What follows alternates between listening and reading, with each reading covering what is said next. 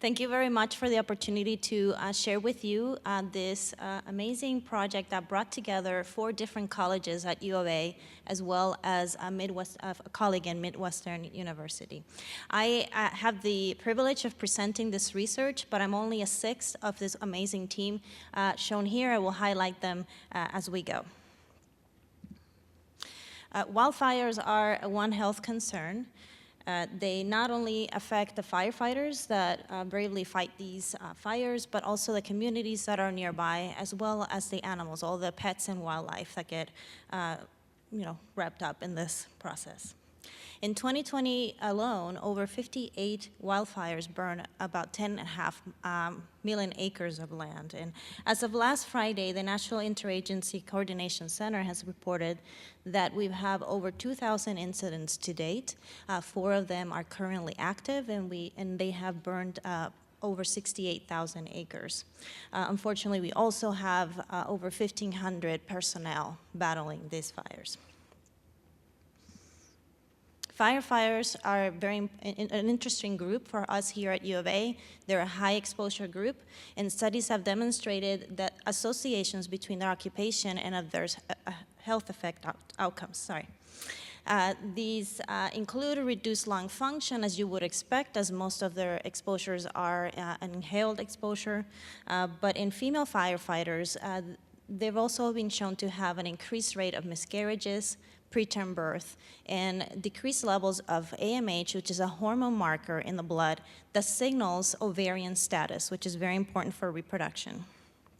In male firefighters, there's been an increase in abnormal sperm as well as reduced fertility. Overall, firefighters experience a larger burden of adverse reproductive health outcomes. Unfortunately, there is a gap in our understanding in terms about what are the chemicals in these inhaled exposures that are causing these health effects, as well as the mechanisms that are involved in that process. We cannot do these studies with humans, thus we need to develop experimental models and use animals to do this work. And that's what brought us all together in this One Health project. We wanted to gather the expertise and resources to develop a mouse model that could be used to look at the impact of chemicals released during smoke generation and their impact on communities, firefighters, and animals. We were very ambitious. We really wanted to make this a mouse model that could reproduce at least those 3 things: reduce lung function, impair reproduction, and establish a human equivalent chemical profile, such as those observed in firefighters and humans.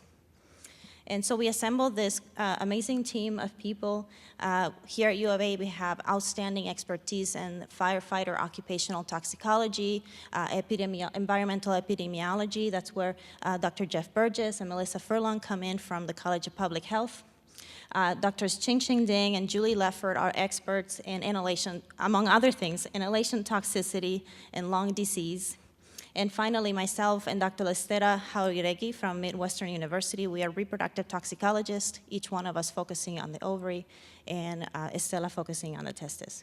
So all together, we came up with this crazy idea of, like, let's make a firefighter mouse to be able to study these health impacts.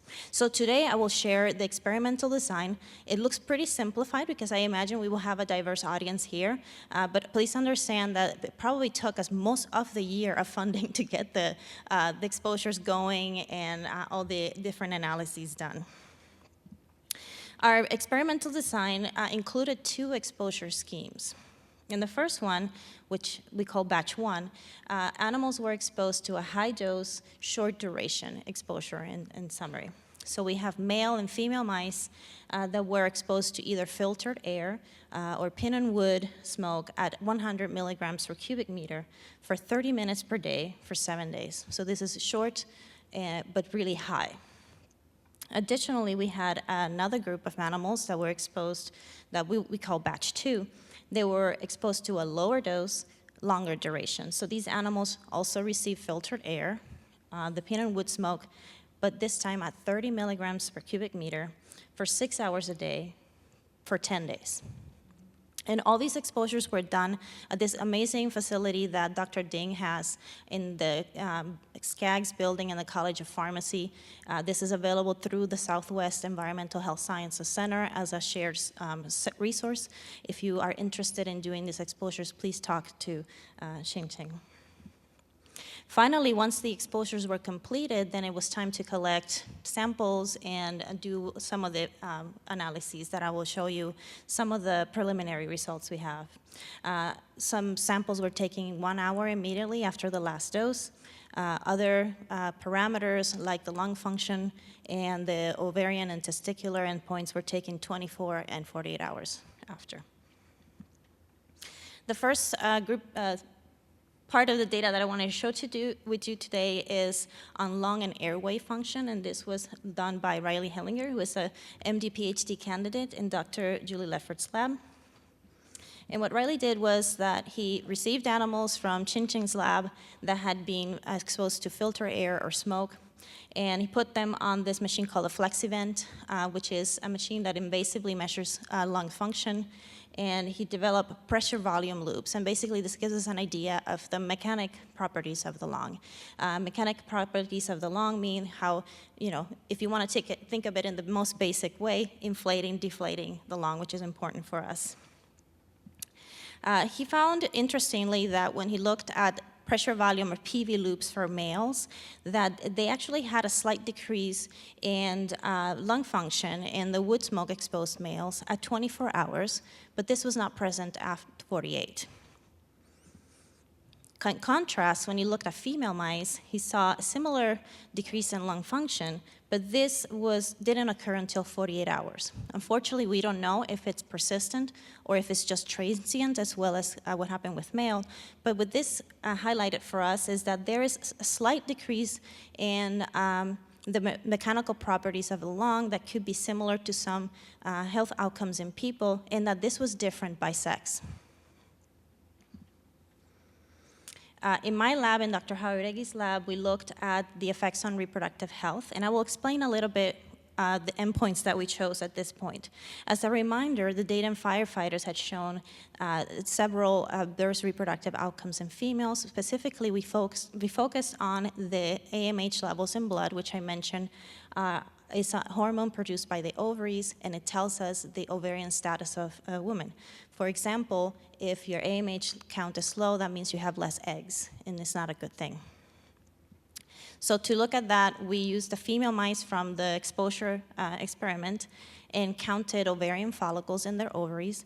Ovarian follicles are these fluid-filled sacs that contain the eggs. They make estrogen, they ovulate, and they also make, some of them also make AMH. We wanted to measure the number of follicles available in the ovaries of these mice. We also took blood samples and measured AMH just like it had been done in humans. For the males, we focused on the adverse outcome of abnormal sperm. And we used the testes from the animals that were exposed to filtered air or wood smoke and looked at the amount of seminiferous tubules and their morphology. So here are the data. And in a way similar to the lung function data, we saw differences in time. First, for the females, we saw a phenotype at 48 hours after the final exposure.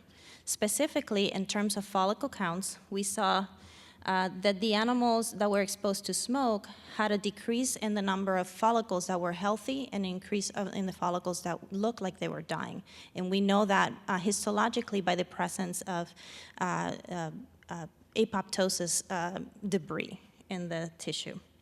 However, when we looked at AMH, we did not see any significant difference, and this is because you probably already see a lot of variability. It's a pilot study. We only had 3 animals that we measured. So we definitely need to extend the size of our sample. Since hormones are a little finicky, you need to have more data points to be able to see things past just the variability. When looking at the male mice, we actually saw effects at 24 hours that disappeared by 48 hours. The effect that we saw at 24 hours when looking at seminiferous tubule counts, and these are the tubules in the testes where the sperm mature, are kind of developed from germ cells to sperm cells. And in this case, there was a greater number of abnormal seminiferous tubules and a decrease in healthy tubules. When we look at the abnormal tubules, Estela was able to see that pyknotic bodies were increased. Pyknotic bodies, again, this is apoptotic debris. When cells are dying, this is part of the DNA fragmentation process. So these tubules that had cells that were dying were increased in these animals. So we definitely want to look further into this, especially because these effects in the animals were observed in the absence of significant respiratory dysfunction, which means that the reproductive effects could be silent. We might not be even aware that they're happening. Finally, and very exciting as well, we have in the Furlong lab, LT looked at the urine chemical profile of these animals with the goal of saying, do they look like firefighters and humans?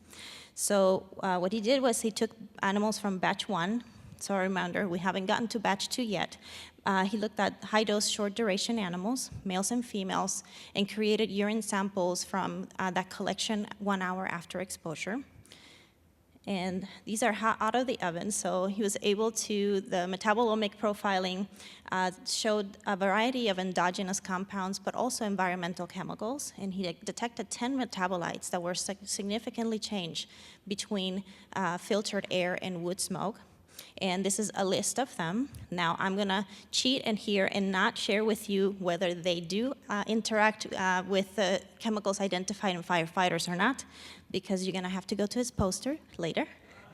So he will tell you all about the overlap with human profiles. But here, the takeaway from this slide is that we found chemicals that had been, there was differential accumulation of chemicals in the urine, and that those may or may not be related to firefighters. So go to his poster. So to summarize here, after several trials, it looks very perfect when I show it here, but there were lots of trials. And we successfully developed and tested a wood smoke inhalation system in which exposure results in sex-specific lung function phenotypes, ovarian and testicular toxicity, even when lung toxicity was not evident, and a urinary metabolite profile that is consistent with smoke exposure. There's something happened to these animals. Among the many future directions that we have, as you imagine, there's 6 of us, so everybody wants to do something really cool with all this. We are seeking funding currently to obtain metabolomic profiles for batch 2, the urine, the ovaries, and the testes, to identify which chemicals are getting to these tissues, and definitely utilize this model to investigate mechanisms involving the reproductive toxicities, looking what's hurting the ovaries, what's hurting the testes. Will this hurt pregnant animals? What would be the outcome of those fetuses that are exposed? So I will end here with the acknowledgements. There were lab members that did a lot of this work that I couldn't put pictures up for. Wei Wuhan, who did all the exposures in Dr. Ding's lab.